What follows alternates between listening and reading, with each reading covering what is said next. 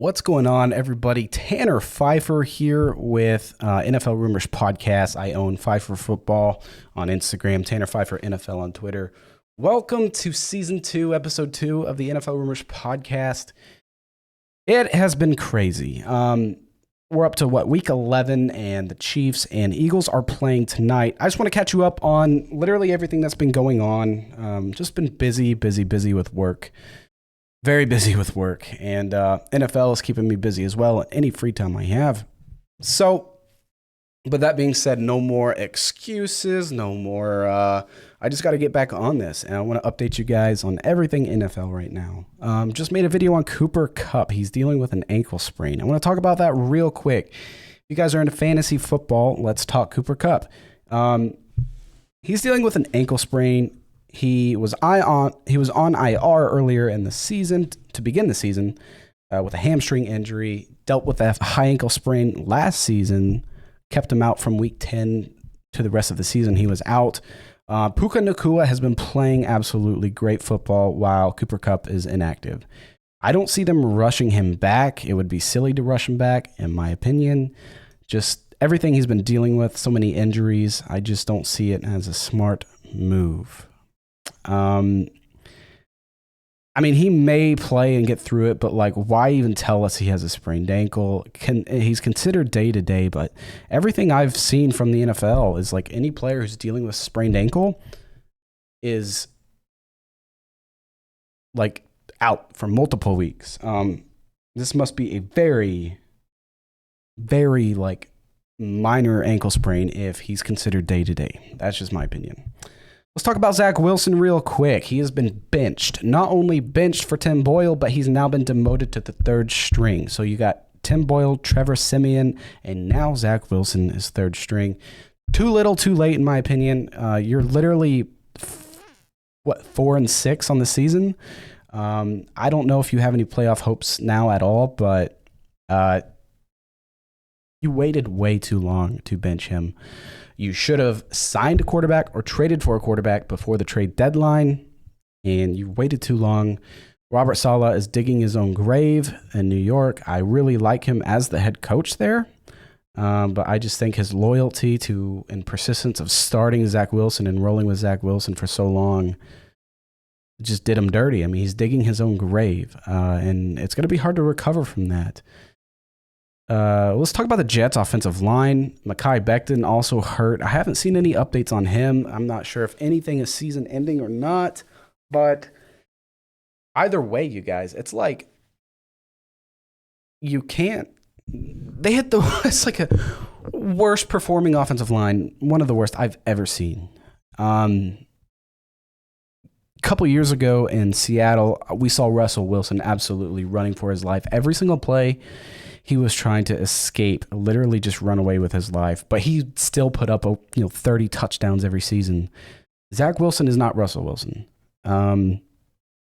Even with a poor offensive line, they didn't really address the offensive line in the offseason. They may have signed a few guys for depth, but it's this not even mediocre starters. They didn't go out and get any superstars. They didn't help themselves offensively, in my opinion, getting, Alan Lazard, signing him to a crazy 4-year contract. So silly, in my opinion. Alan Lazard is a 50-50 wide receiver, always has been. I'm a Green Bay fan. I know about Alan Lazard. He can make a crazy contested catch, but then he could be wide open and drop a pass. So he's 50-50. You can't get Garrett Wilson open because he's the only guy there.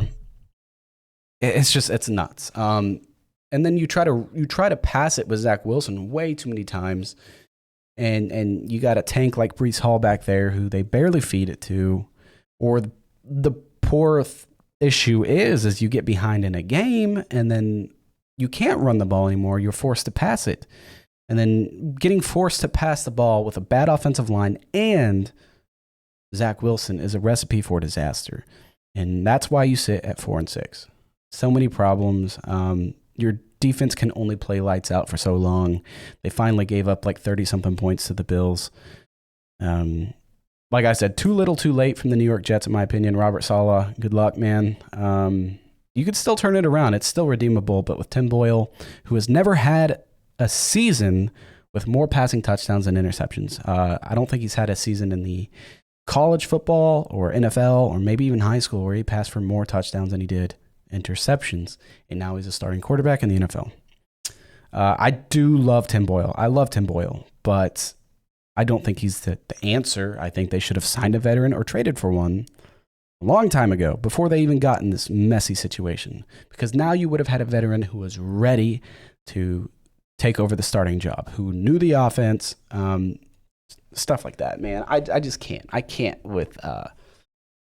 I just can't. Before Blake Bortles retired, maybe even try Blake Bortles. He's got a history with Nathaniel Hackett. He was signed in Green Bay for a little bit. He knows the offense. Maybe should have gotten him before he retired or tried to lure him out of retirement. I don't know. I think Blake Bortles would be a better game manager than even Zach Wilson. And I'm not even high on Blake Bortles at all. But like I said, that ship has sailed. Good luck, Robert Saleh and the New York Jets. I'm rooting for you, and I want to see Aaron Rodgers come back later this season, but don't do it if you're not going to be in playoff contention. The Broncos have definitely turned it around. They're on a 5-game winning streak. Started off 1-4, now they're like 5-4 or 6-4. No, 5-5. Maybe? I think they're 5-5. That sounds more accurate. They're on a 4-game winning streak. They started 1-5. Now they're 5-5. They're looking way better. Cortland Sutton and Russell Wilson connections heating up. Jerry Jeudy's dropped a couple passes recently, and he's a great playmaker, but he's also been dropping passes, and I'm just not understanding his role right now. I don't know if he's living up to the expectations that he should be. He's dealt with injuries his entire career. Just kind of been so-so, just kind of been so-so.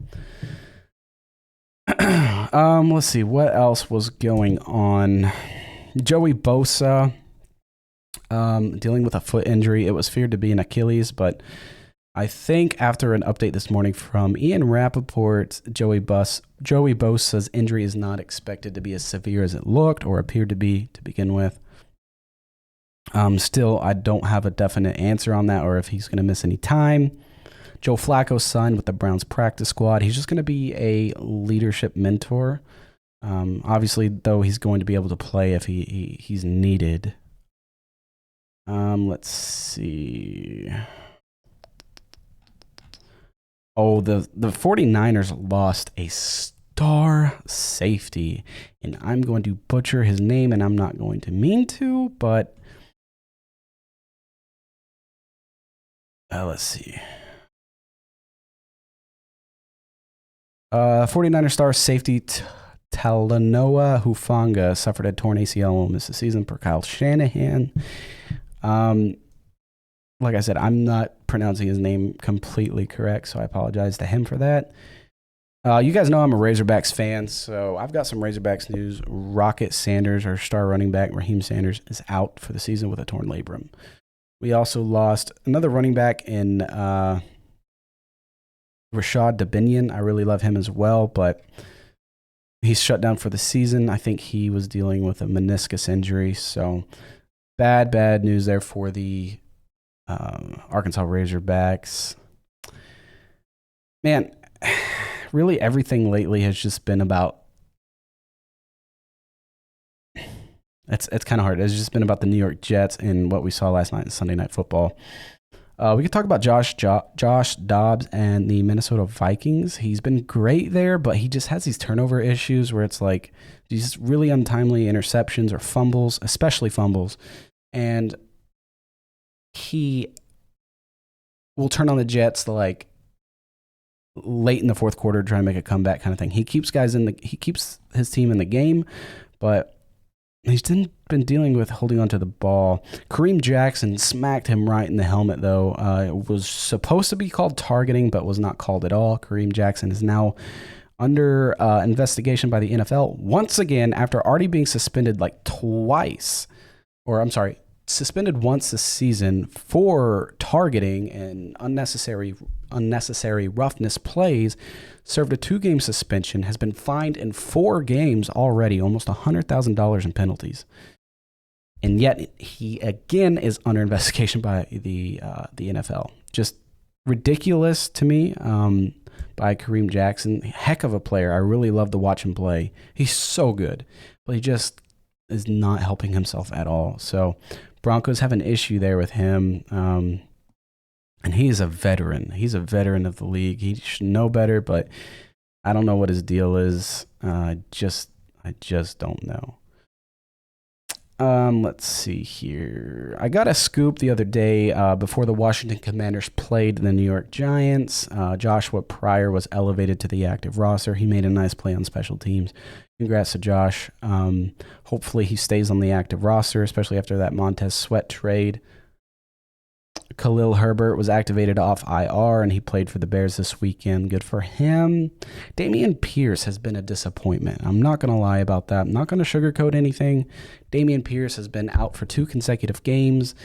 Devin Singletary has really stepped up in his absence, but gosh, what a disappointing second season from Dameon Pierce. I know they've had some battles with the offensive line and the health of the offensive line, but it's just been unappealing to watch Dameon Pierce this season. I thought he was going to be a premier back in this league for several years because I think he's got all the talent, but something this season's just not clicking for him. They're probably not going to rush him back either, especially with Singletary playing so well. Kenneth Walker has been dealing with an injury. He got injured yesterday. I want to say it was an oblique injury, and he was ruled out for the remainder of the game. It didn't sound good. Pete Carroll said that it was a legit injury, saying it was a legit injury. So he could be dealing with some missing some time. So you better, if you guys are in fantasy football, maybe get his handcuff, Zach Charbonnet. I really like him a lot. I think I talked to him this offseason before the draft.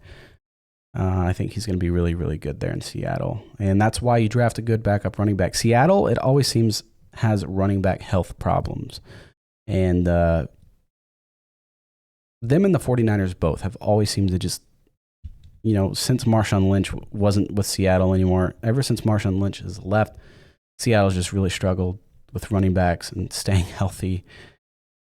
49ers as well, but now they've got Elijah Mitchell. They got Christian McCaffrey, who has surprisingly stayed healthy for his time in San Francisco. He really has surprised me there. He had touchdowns in like 16 consecutive games. I think that streak was finally broken this week or last week, but he's still playing at an elite level. I think he's like the number 1 fantasy running back right now. But that's a lot of what's going on, you guys.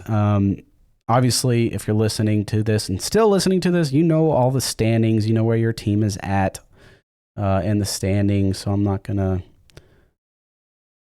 just dive deep into the standings and everything. I do think that the AFC North is going to be crazy. You've got Joe Burrow out, Deshaun Watson out for the season, Mark Andrews with the Ravens out for the season. Really, you have one threat there at quarterback in the AFC North right now. That's Lamar Jackson. Oh, who else is in the AFC North? You got Bengals, Ravens, Browns. I'm literally blanking on the last team right now. Steelers. That's the Steelers. And Kenny Pickett, yeah. And he's not playing at a threat level at the moment. So you literally have only one guy to worry about right now in the AFC North. That is Lamar Jackson. The Ravens are owning the AFC North at the moment. Joe Burrow's out for the season. You got to revert to Jake Browning.